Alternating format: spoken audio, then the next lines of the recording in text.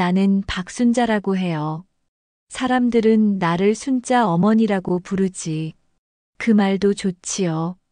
다만 남편이 세상 떠난 뒤로는 그 부름이 자꾸 빈집벽에 부딪혀 돌아오는 소리처럼 들렸어요. 아침이면 밥을 하고 국을 데워 상에 올려도 젓가락 부딪히는 소리가 한 짝뿐이지 않니? 맛있다, 짭짤하다, 그 한마디 해주던 사람이 없으니 국물 맛이야. 어찌 그리도 밍밍해졌는지. 그날도 평소처럼 김치를 얇게 썰고 멸치를 볶고 있었는데 지연이가 문을 열고 들어오더군. 우리 며느리지. 어머니 계세요? 하는 소리에 나는 얼른 앞치마부터 다듬었어요. 애가 들고 온 봉지들이 묵직해 보이길래 뭘 이리도 많이 샀니 했더니 지연이가 한숨을 길게 쉬더군요. 어머니, 혼자 계시니 더 챙겨드려야죠. 그 말이 고맙기도 하고 어쩐지 내 마음 한쪽이 서늘하기도 했어요.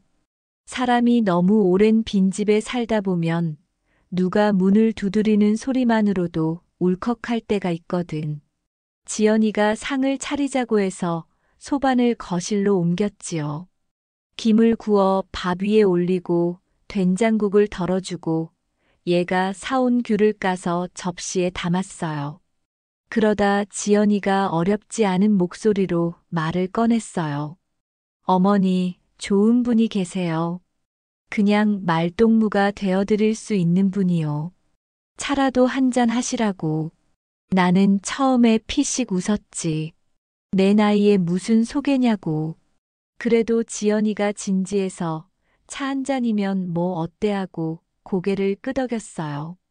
며칠 뒤 사람이 왔어요. 강선우라고 합니다. 문턱에서 허리를 반듯하게 숙이는 모습이 참 단정했지. 구두는 깨끗했고 코트에 먼지 하나 없었어요. 요즘 사람들 말로 매너가 좋다. 그런 느낌이랄까. 그는 내 손을 한번 잡고는 댁이 따뜻하네요 하더군요. 나는 햇살이 오늘따라 좋아서 그래요 하며 웃었지. 집안에 햇살이 들면 오래 묵은 그늘도 잠시 잊혀지거든. 우리는 동네 찻집으로 갔어요. 오래된 카운터 뒤에서 주인 아주머니가 유자차를 타주었지. 유자향이 코끝에 닿으니 겨울 끝자락이 부드러워지는 것 같았어요. 그는 내 얘기를 잘 들어주었습니다.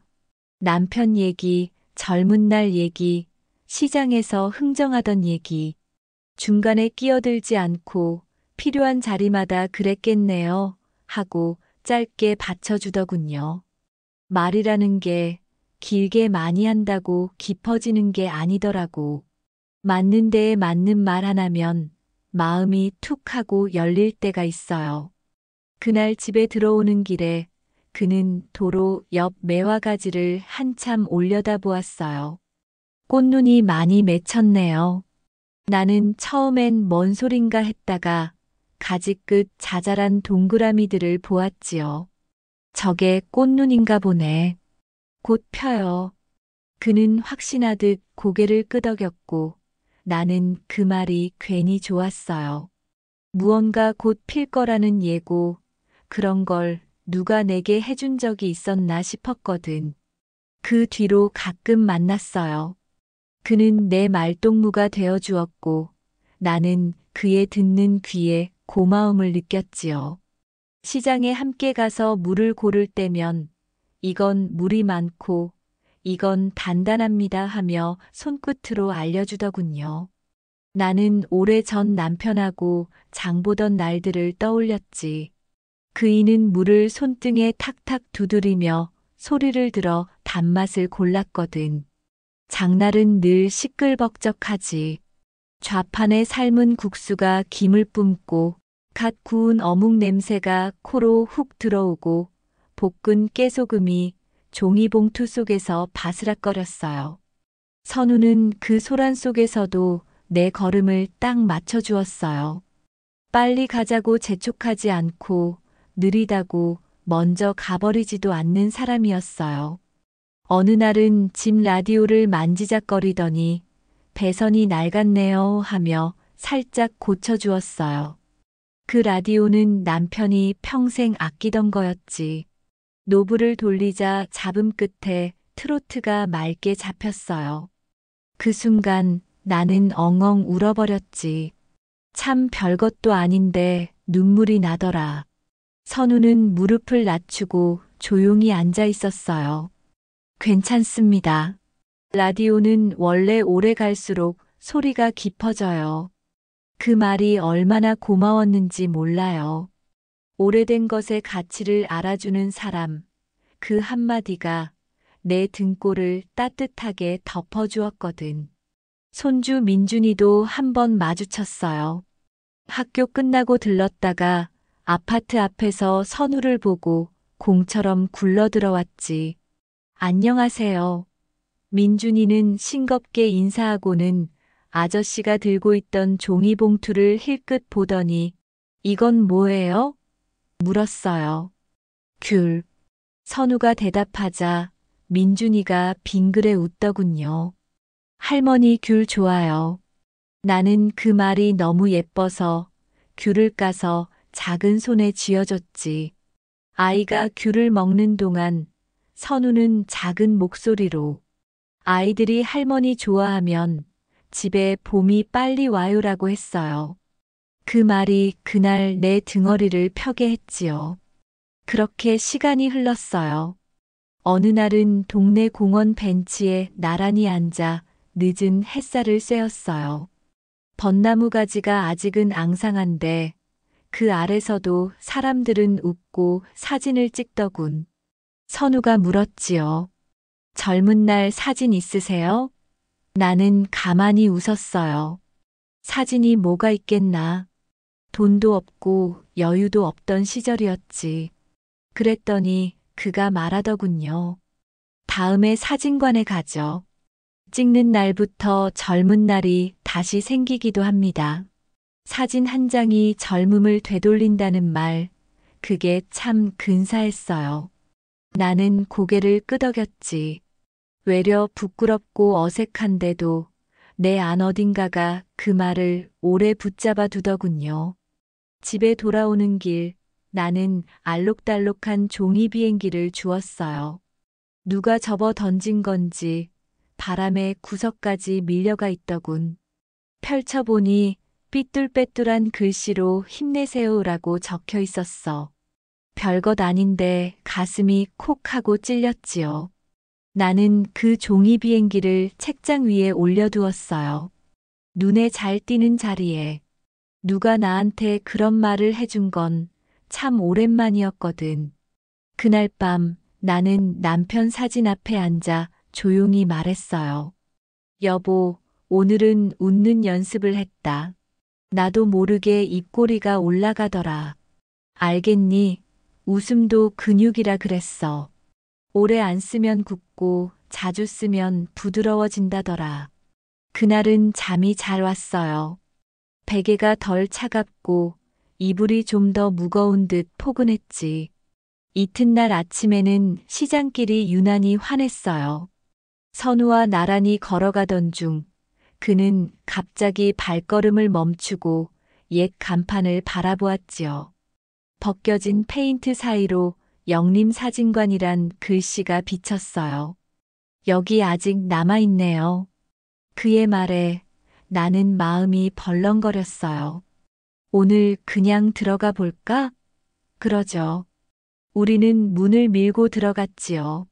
사진관 안은 옅은 현상액 냄새와 종이 냄새가 섞여 있었어요. 벽에는 오래된 흑백 사진들이 소담하게 걸려 있었고요. 주인 아저씨는 내 어깨를 정돈해주고 선우에게는 넥타이 매무새를 살짝 잡아주었어요. 나는 커다란 거울에 비친 내 얼굴을 제대로 보았지.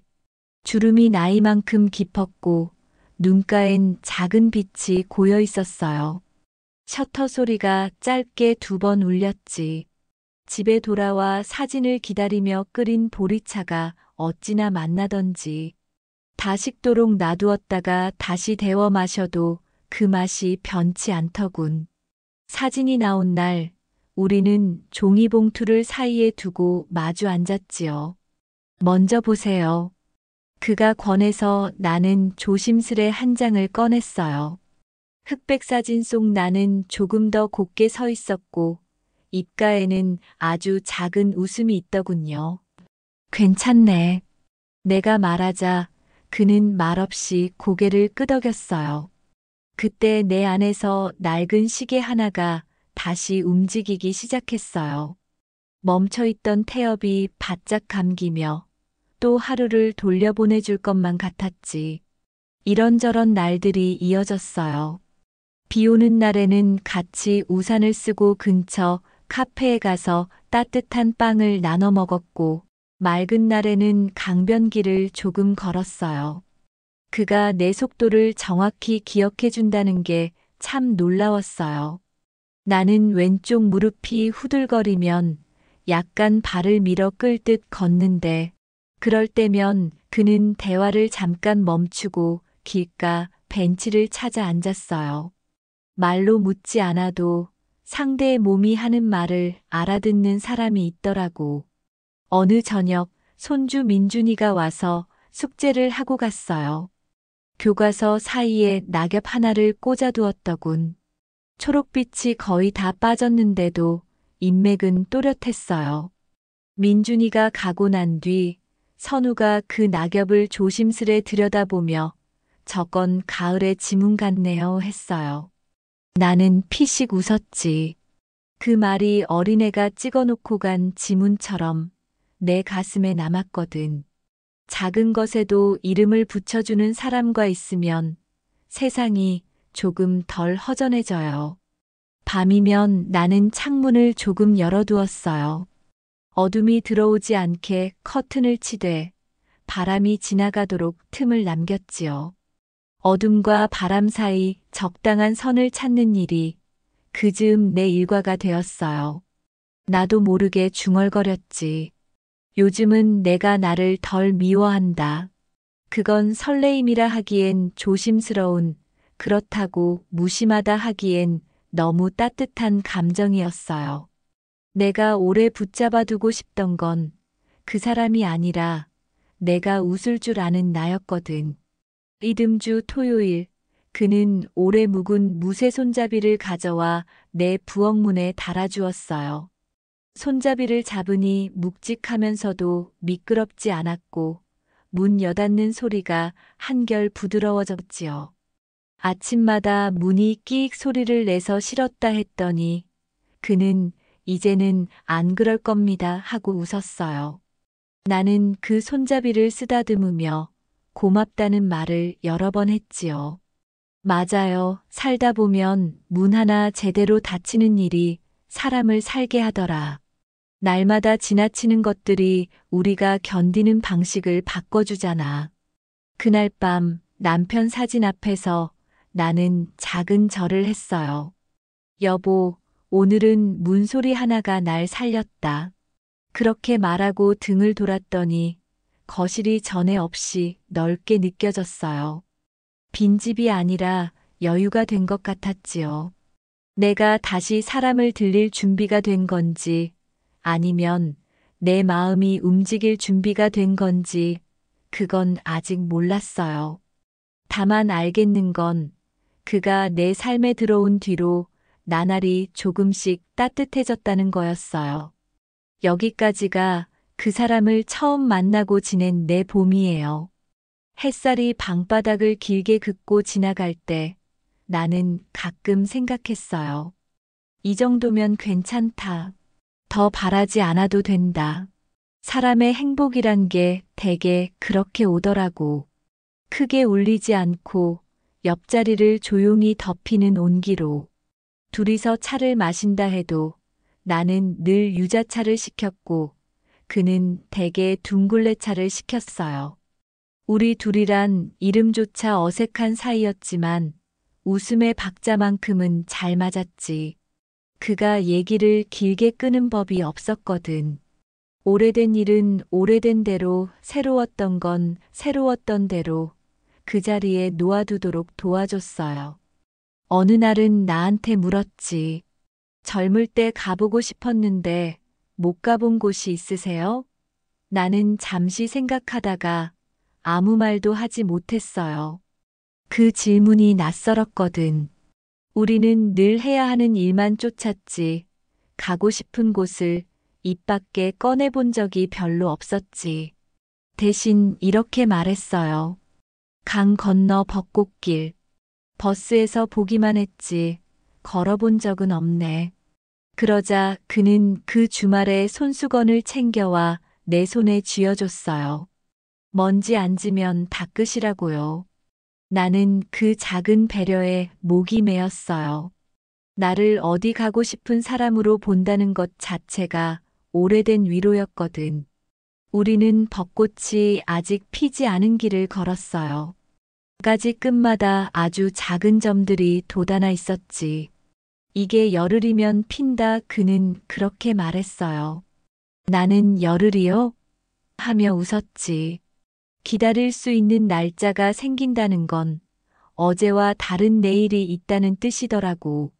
집에 돌아와 달력에 동그라미를 그렸지요. 열흘 뒤 또 하나의 작은 약속. 그의 손에는 늘 뭔가를 들고 있는 버릇이 있었어요.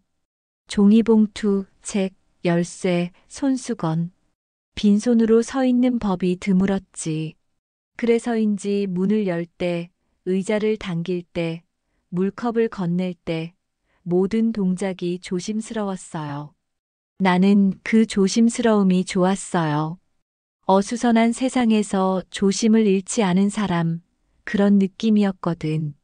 그가 내게 뭐든 가르치려 들지 않았다는 것도 고마웠어요. 대신 묻더군요. 어머니는 어느 된장을 좋아하세요?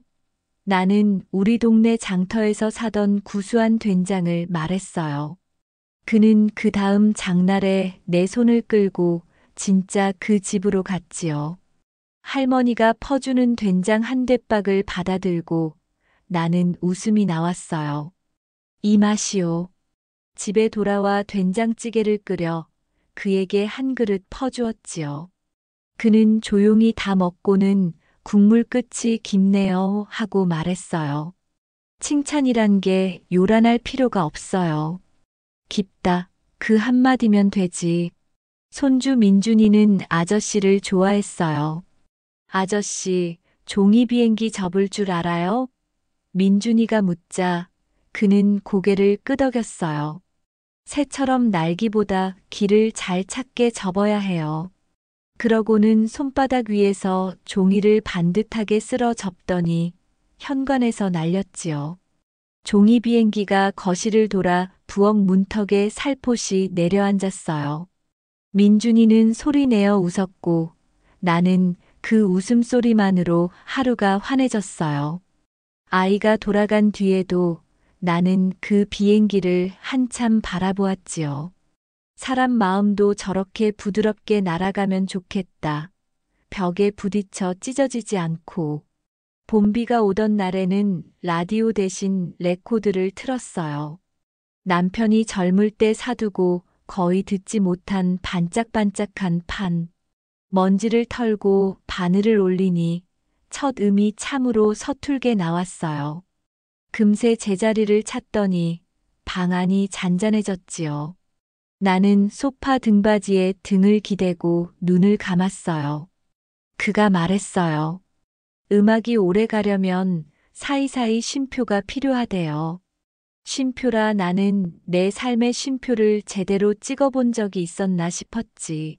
쉼없이 달려와 나이 든 지금에서야 나도 쉼표를 하나둘 배워가는 모양이었어요. 그가 내게 기념일을 물어보길래 나는 잠시 말문이 막혔어요. 우리는 늘 남의 기념일만 챙겼지요. 아이 생일, 남편 생일, 명절. 내 생일은 늘 비켜가거나 다음 날로 넘어가곤 했지. 그랬더니 그가 말했어요. 사진관에서 사진 찍은 날을 기념일로 하죠. 나는 그 말이 좋았어요. 만들어진 기념일이 아니라 우리가 만든 날. 달력에 작은 별표를 찍었지요. 그날 밤은 혼자 케이크를 사와 촛불 하나를 꽂았어요. 불을 끄고 소원을 빌었지요.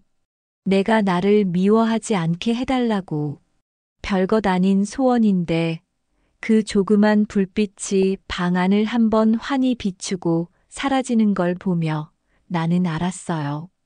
짧아도 밝으면 충분하다는 걸. 지연이는 초반엔 흐뭇해했어요. 어머니 얼굴이 좋아지셨어요 하고요. 나도 그 말이 고마웠지요. 이따금 같이 차를 마실 때 지연은 내 손등을 쓰다듬으며 어머니가 웃으시니까 저도 좋네요 하더군요. 나는 그때까진 모든 게 착하게 흘러가는 줄 알았어요. 착하게 오고 착하게 머물고 착하게 지나가리라. 세상사가 늘 그렇게 흘러가진 않겠지만 그래도 사람의 마음까지야 그렇게 못하겠나 싶었지요. 하루는 우리가 강변길을 걷다 옛 다리 밑 그늘에서 잠깐 쉬었어요. 바람이 다리사를 훑고 지나가며 물결에 가느다란 무늬를 놓고 가더군요. 그는 물끄러미 강물을 보다가 가끔 떠내려가는 게 가장 편할 때가 있죠라고 했어요. 나는 고개를 저었어요. 나는 떠내려가기만 했다간 금세 부딪혀 깨질 사람이야. 내 발로 걸어야지. 그는 웃었어요. 그러면 제가 옆에서 속도만 맞출게요. 그 말은 약속처럼 들렸어요. 오래 기다려도 싫지 않은 약속. 집에 돌아오니 문고리에 작은 바구니가 걸려 있었어요. 동네 할머니들이 나눠준 달래와 냉이였지요. 봄이 오면 사람 손이 가장 먼저 움직인다더니 정말이었어요. 나는 조그만 달래 무침을 만들어 선우에게 한 종지 내어줬어요. 그는 천천히 맛을 보고 입안에 봄이네요라고 했어요. 나는 웃었지. 봄이 어디 입안에만 있겠나. 사람 마음에도 온통 번져가고 있었지. 그 즈음 나는 밤에 창을 열 때 더 이상 무서워하지 않았어요. 바람이 커튼을 살짝 들어 올리고 냄비에서 된장 국물이 보글보글 소리를 내는 그 평범함이 좋았거든요. 이 집이 더는 빈집이 아니라 누군가의 발자국이 찍힌 집 같았어요. 부엌문 손잡이를 잡고 문을 여닫아 보며 잘 닫히네 하고 혼잣말을 했지요. 잘 닫히는 것은 잘 열린다는 뜻이기도 하다. 그도 그런 말 했었죠. 사진관에서 찍은 사진을 작은 액자에 넣어 장독대가 보이는 창가에 올려두었어요. 아침마다 햇빛이 액자 유리를 한번 훑고 지나가요. 그때마다 유리 위의 먼지를 손수건으로 닦아줍니다. 내가 나를 닦아주는 마음으로 먼지가 앉을 때마다 또 닦을 수 있다는 것. 그것도 삶이지요. 이렇게 1년 중 가장 고단한 겨울 끝자락이 지나가고 있었어요. 나는 새삼스럽게 내 이름을 불러보곤 했어요. 순자야, 너 오늘도 잘했어. 누구도 못해줘서 내가 나한테 해주는 말. 그럴 때면 참 편안했어요. 모처럼 오래 앉아 귤을 까다 하얀 속껍질을 공처럼 말아 창턱에 올려놓고 해 질 무렵 하나씩 버렸지요. 해가 지면 하루에 남은 껍질도 같이 보내는 셈이었어요. 그렇게 그 사람과 나는 얌전히 봄을 기다렸어요. 서로에게 큰 소리 내지 않고 서로를 빨리 바꾸자고 재촉하지 않고 있는 그대로의 속도로. 나는 그때까지는 몰랐어요. 착하게 오는 것들만 남기고 싶은 내 마음이 곧 어떤 그림자와 마주하게 되리라는 걸. 아직은 몰라도 될 시간, 아직은 웃어도 괜찮은 시간. 그래서 나는 그때까지의 매일을 소중히 접어 서랍 한켠에 차곡차곡 넣어두었어요. 나중에 꺼내봐도 부서지지 않게. 그때까지만 해도 나는 참 오랜만에 웃는 날을 보내고 있었어요. 벚꽃이 피고 사진을 찍고 라디오에선 옛 노래가 흘러나오고 내 마음 한쪽이 다시 펴지는 느낌이었지. 그날도 지연이가 집에 왔어요. 평소보다 더 싱글벙글한 얼굴이었지요. 어머니, 선우 씨 오시기로 했어요. 오늘은 같이 저녁 드시래요. 나는 자연스레 고개를 끄덕였어요. 이젠 그 사람이 집에 오는 게 낯설지도 않았으니까요. 우린 소반을 가운데 놓고 셋이 둘러앉아 밥을 먹었습니다. 된장찌개에 고등어를 구워 얹으니 향이 집안을 채웠지요. 선우가 젓가락을 들어 이 맛 참 그립네요 하며 웃는데 나도 따라 웃음이 나왔습니다. 그 순간만큼은 빈자리가 메워지는 듯 했거든요. 그런데 지연이가 밥을 뜨다가 무심코 말했어요. 아버. 순간 밥그릇에 숟가락이 부딪히는 소리가 더 크게 들렸습니다. 지연은 급히 말을 고쳐 웃으며 덧붙였어요. 아버님, 또 농담하세요. 아무 일 없다는 듯이 말을 흘려보냈지만 내 귀에는 그 두 음절이 오래 남았습니다. 아버. 순간 나는 어안이 벙벙했지요. 내가 잘못 들은 건가 싶어 젓가락을 내려놓고 둘을 번갈아 바라보았습니다. 선우는 잠깐 눈빛이 흔들리다 이내 미소를 지었고 지연은 괜히 물컵을 만지작거리며 국이 좀 싱겁네요.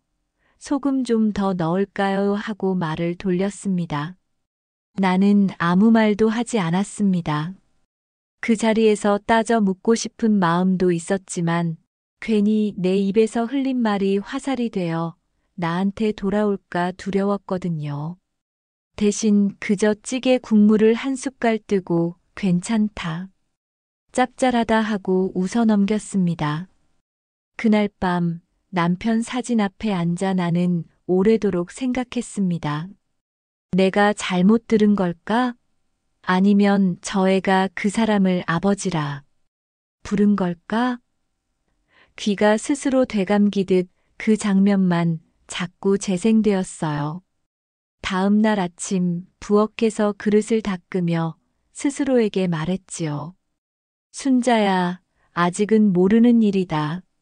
너무 서두르지 마라. 그렇게 다독여도 마음은 쉽게 가라앉지 않았습니다.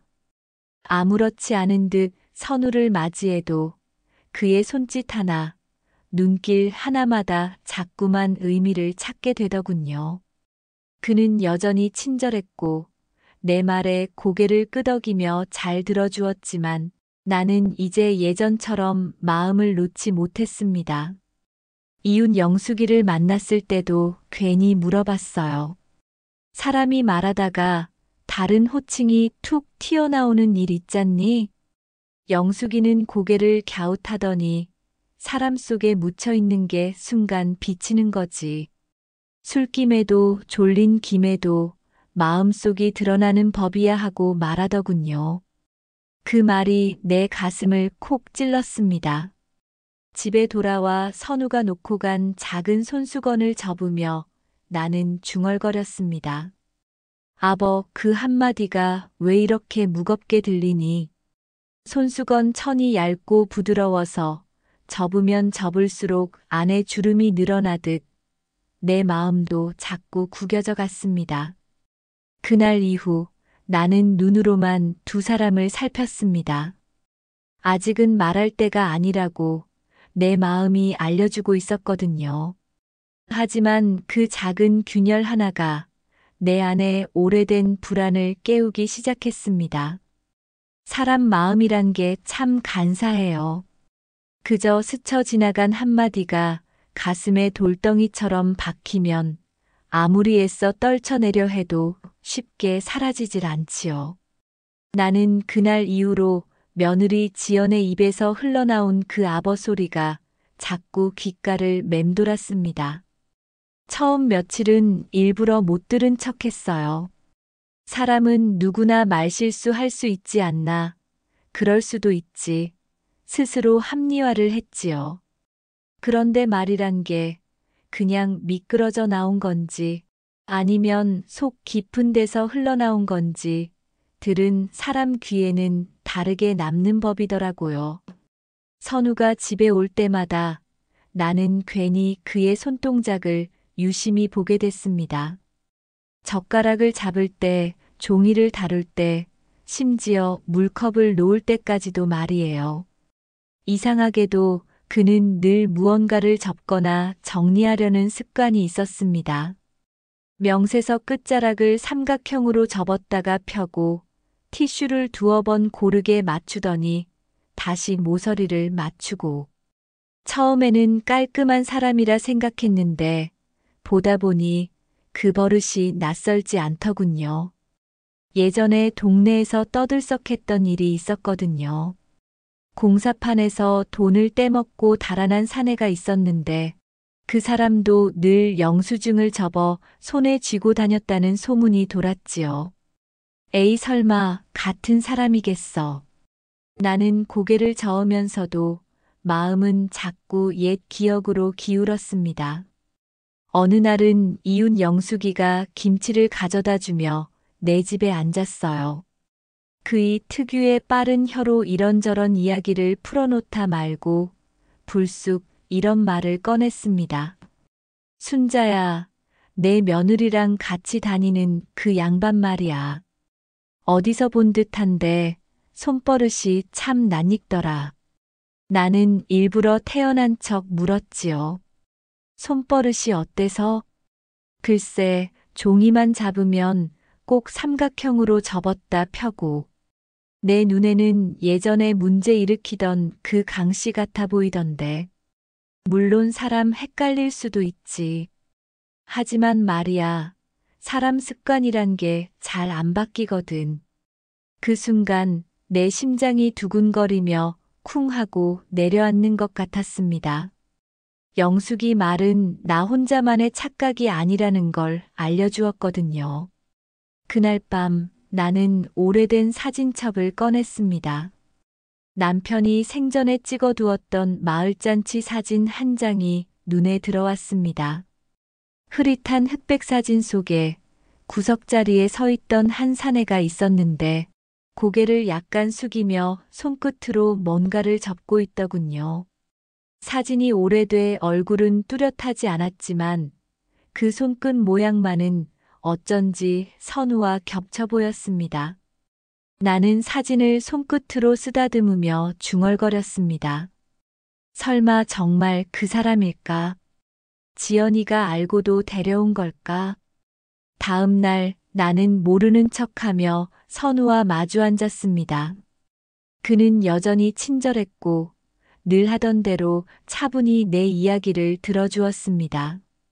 그런데 대화 도중 지연이 무심코 이런 말을 흘렸습니다. 아니, 아저씨가 요즘 어머니한테 잘해주셔서 저도 마음이 놓여요. 그 순간 나는 속으로 다시금 움찔했지만 겉으로는 웃으며 고개만 끄덕였습니다. 이제 확신이 점점 짙어지고 있었거든요. 두 번의 같은 실수, 같은 버릇, 그리고 오래된 소문. 이 모든 게 한 곳으로 이어지고 있었습니다. 밤이 되자 나는 남편 사진 앞에 앉아 조용히 말했습니다. 여보, 나는 이제 더 이상 눈 감고 있을 수가 없어. 뭔가 분명히 있다. 하지만 아직은 내가 다잡을 때가 아니야. 조금만 더 두고 보자고. 이제 내 마음은 더 이상 단순한 불안이 아니었습니다. 의심이라는 단어가 분명히 자리를 잡았지요. 나는 천천히, 그러나 분명히 준비를 시작하고 있었습니다. 사람 마음속에 맺힌 의심은 시간이 갈수록 줄어드는 게 아니라 오히려 불어나더군요. 처음엔 내가 잘못 들었겠지 했던 그 한마디가 며느리 입에서 다시 튀어나왔을 때 나는 확신했습니다. 저건 단순한 말실수가 아니라고. 그 뒤로는 그들의 말과 행동이 다르게 보였어요. 전에 같으면 그저 친절하고 살뜰해 보이던 게 이제는 계산기 두드리듯 움직이는 눈빛으로 읽히더라고요. 내가 국을 떠주면 그들은 젓가락을 움직이면서도 은근히 내 반응을 살폈습니다. 내가 얼마나 알아채고 있는지, 어디까지 순한 척하는지 재는 것 같았지요. 며칠 뒤 일이 터졌습니다. 저녁 무렵 지연이와 선우가 함께 들어왔어요. 손에는 서류 봉투가 들려 있었지요. 나는 부엌에서 김치전을 부치다 말고 둘을 맞이했습니다. 어머니, 오늘은 선우 씨가 중요한 얘기를 좀 드리려고요. 지연이 목소리가 괜히 들떠 있었어요. 나는 일부러 태어난 척 자리로 나와 앉았습니다. 선우가 봉투에서 종이들을 꺼내 탁자 위에 펼쳤지요. 어머님, 혹시라도 갑작스러운 일 생기시면 아드님께서 처리하기 쉽도록 미리 준비해 두는 게 좋습니다. 이건 요즘 어르신들이 다 하는 절차예요. 종이에 찍힌 글자들이 내 눈에 하나하나 들어왔습니다. 명예, 이전, 인감. 나는 숨을 고르며 눈을 들었지요. 지연은 그 옆에서 덧붙였습니다. 어머니, 이게 다 어머니를 위한 거예요. 혹시라도 모르잖아요. 아들 이름으로 잠시 돌려놓는 게 훨씬 안전해요. 그 순간 내 속은 부글부글 끓었지만 겉으로는 억지 웃음을 지으며 대답했습니다. 나는 그런 건 잘 모르겠다. 그냥 내가 알아서 해라. 내 말에 지연 얼굴에는 안도 같은 게 스쳤습니다. 그 눈빛, 내가 오래도록 기억해 두었지요. 그건 분명 내가 넘어왔다는 확신을 가진 사람의 눈빛이었습니다. 그날 밤 나는 우연처럼 들은 대화를 통해 진실을 확인했습니다.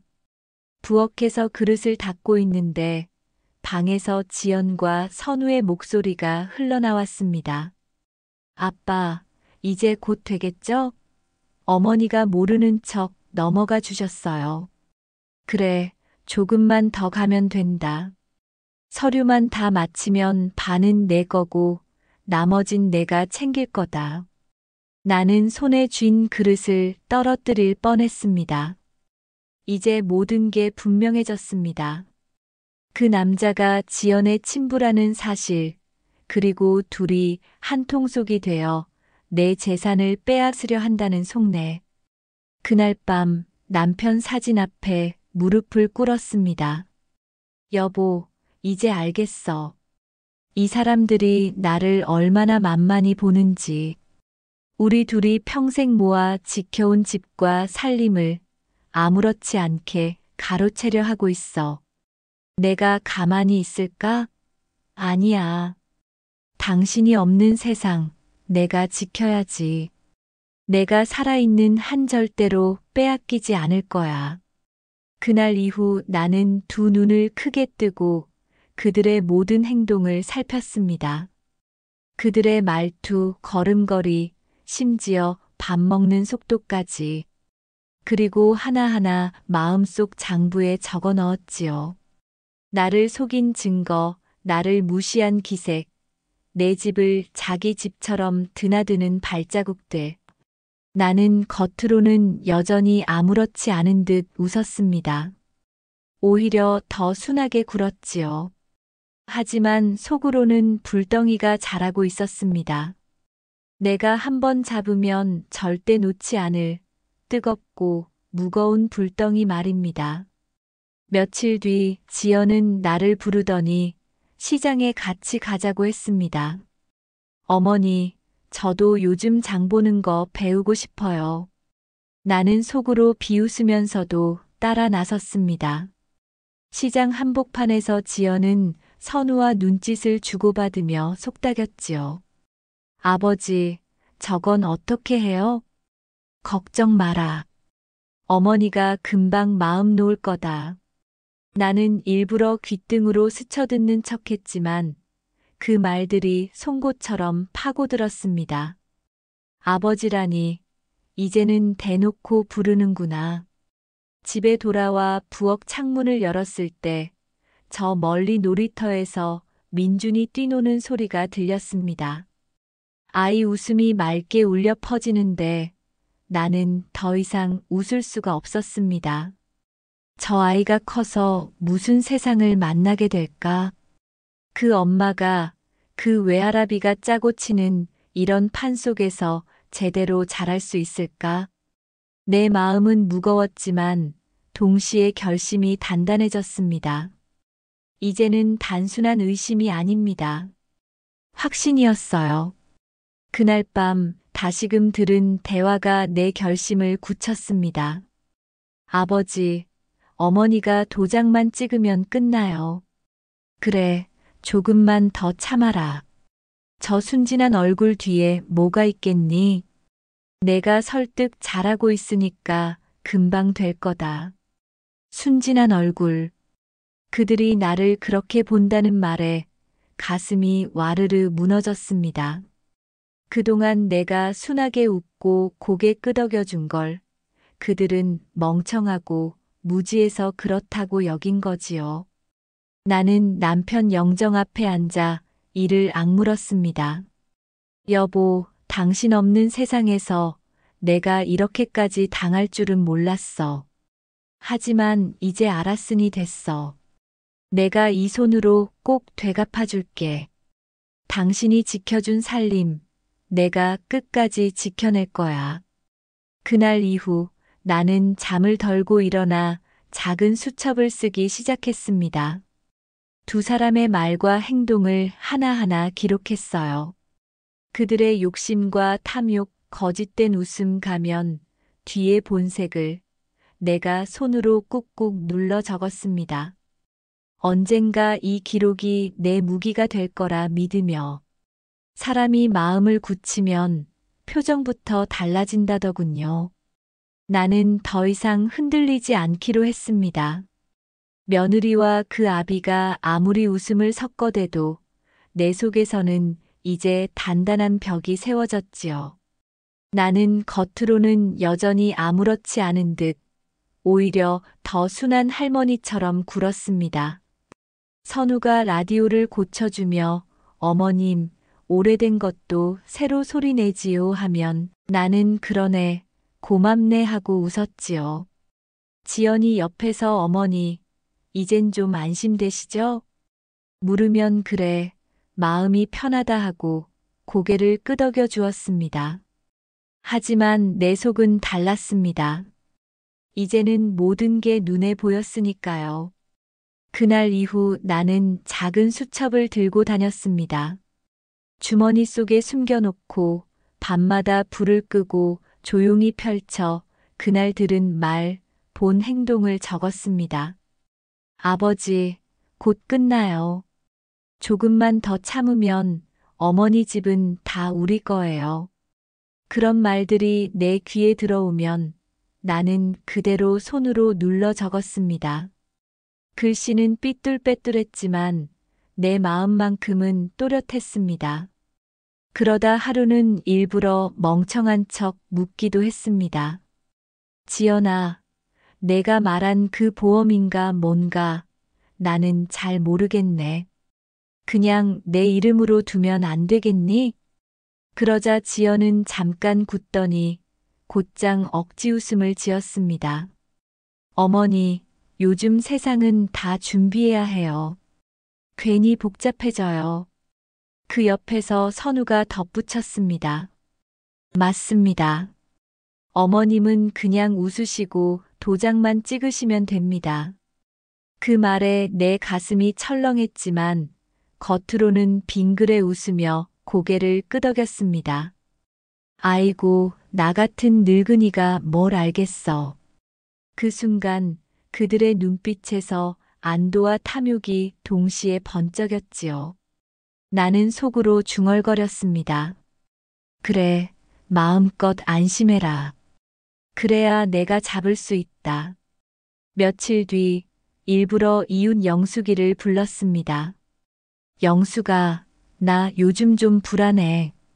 내가 괜한 생각을 하는 건지 모르겠어.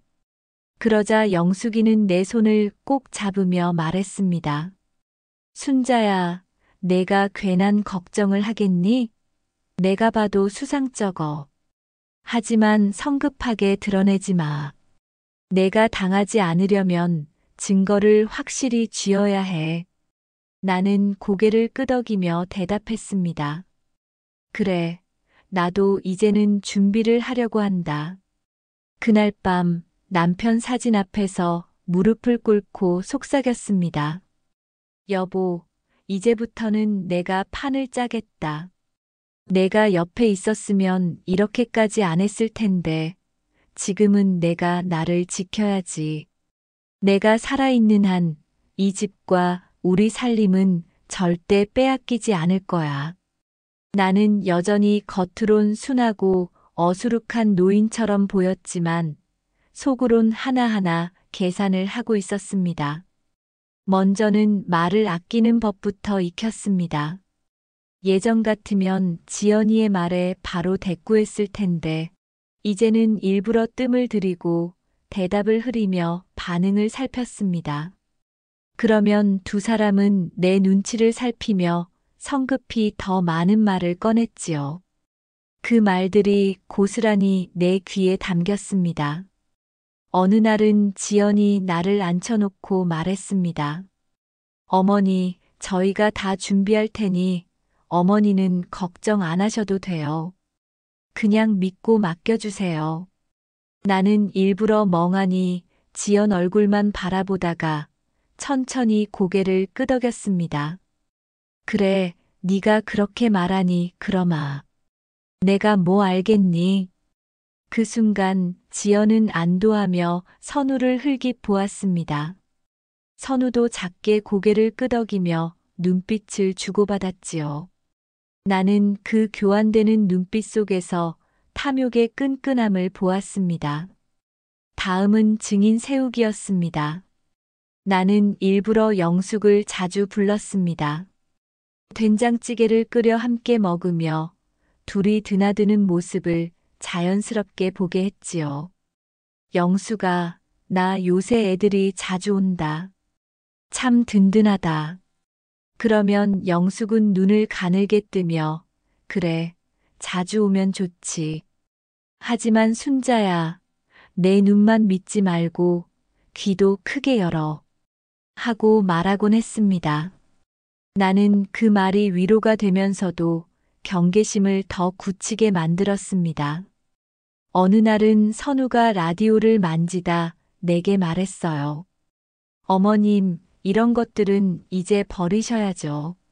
새 거로 바꾸면 훨씬 편합니다. 그때 나는 일부러 목소리를 낮추며 대답했습니다. 아니다. 이건 내 남편이 아끼던 거다. 나는 이걸 버리지 않는다. 순간 그의 표정이 굳더군요. 내가 아직도 남편을 지키고 있다는 걸 그가 분명 느낀 겁니다.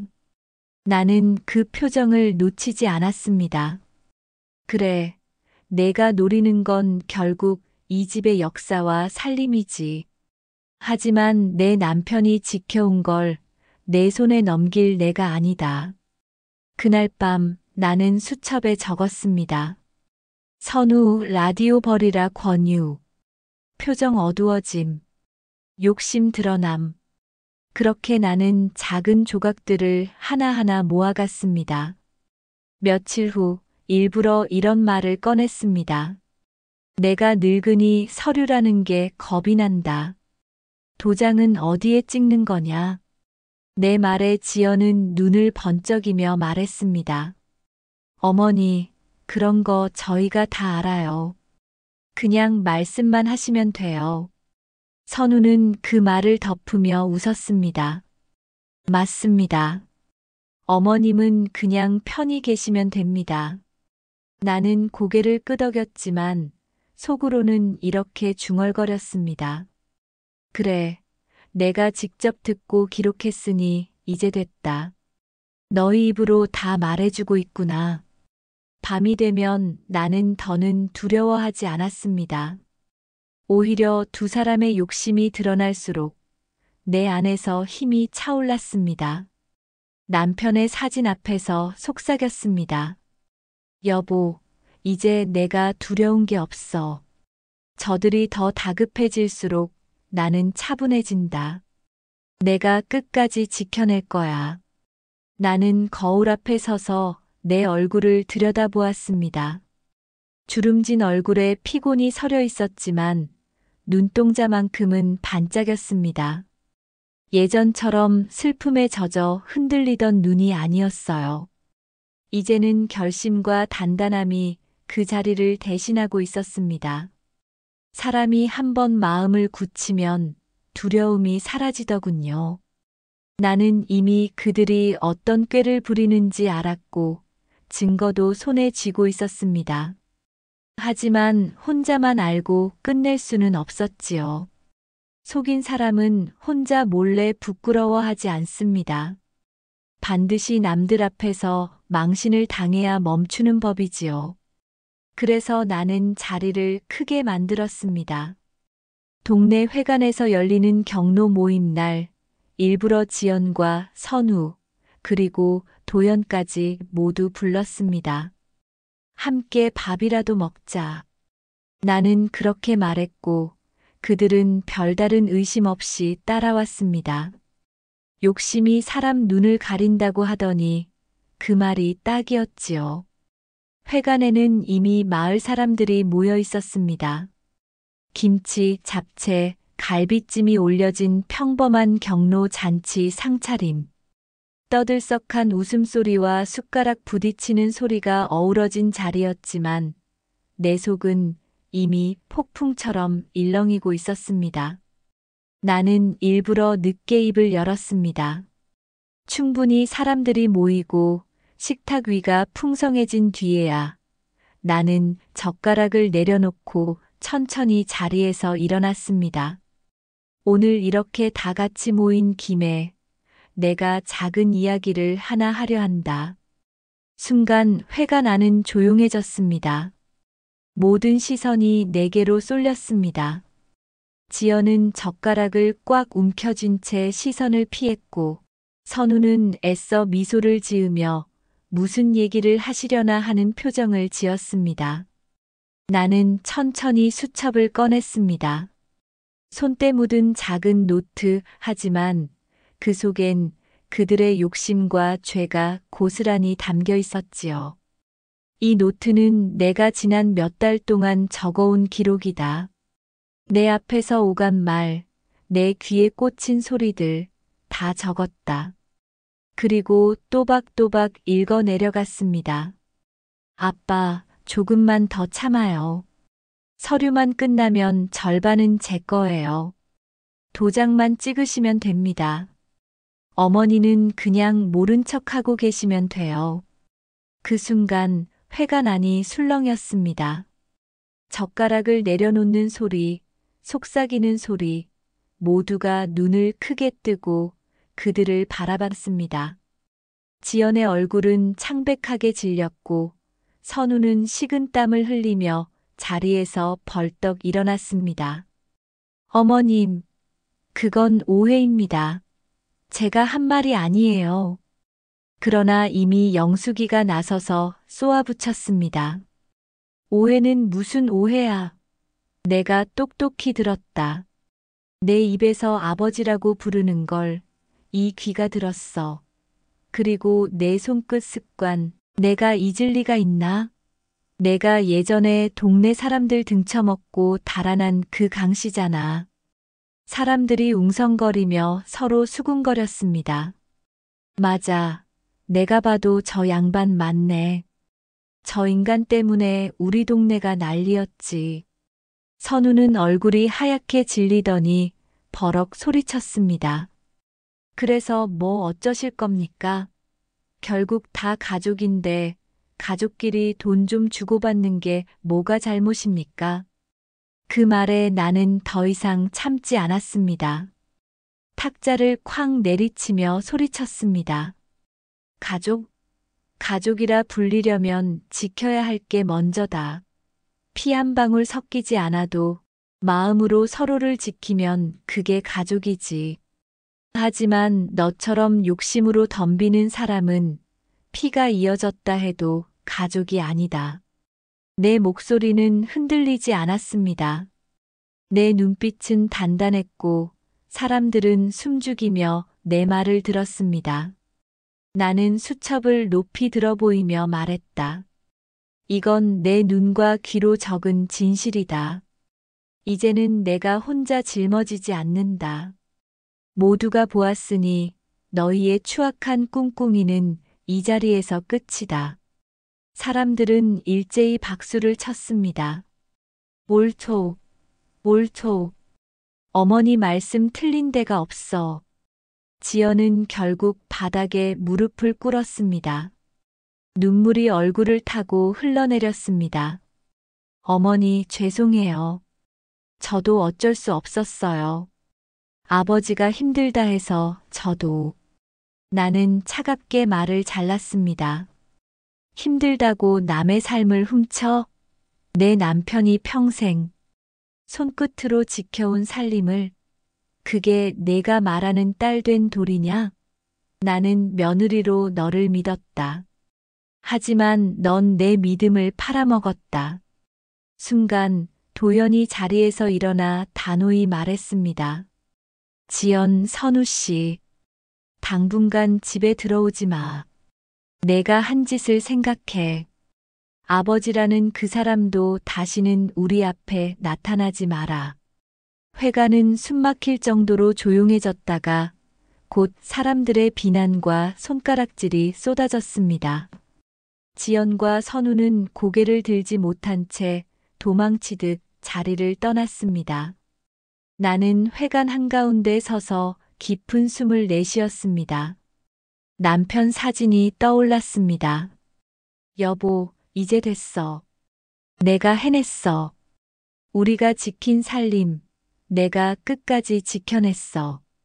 그날 밤 집에 돌아와 창문을 열었습니다. 바람이 커튼을 스치고 지나갔습니다. 나는 수첩을 천천히 덮었습니다. 더 이상 기록은 필요하지 않았습니다. 내 삶과 내 목소리로 이미 다 증명했으니까요.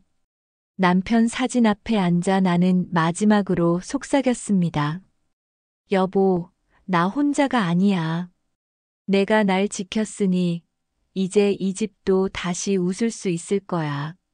내가 무너지지 않았다는 걸 당신도 보고 있겠지. 그리고 눈물이 흘렀습니다. 그러나 이번 눈물은 슬픔이 아니었습니다. 후련함, 해방, 그리고 마침내 되갚은 정의의 눈물이었습니다.